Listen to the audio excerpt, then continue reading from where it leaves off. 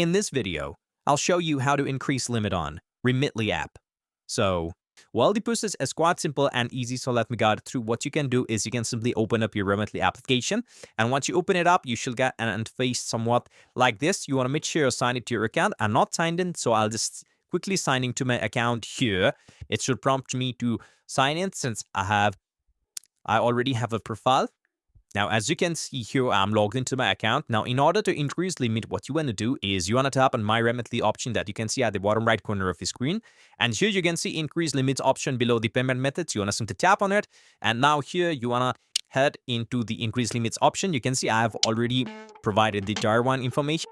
So in order to upgrade up to tier 3, you can upgrade it. You can increase your limit. First, in order to head into tier 3, first you'll have to head into tier 1. You can see it's my current. So in order to enter tier 2, you want to simply tap on continue and you'll have to provide in certain information.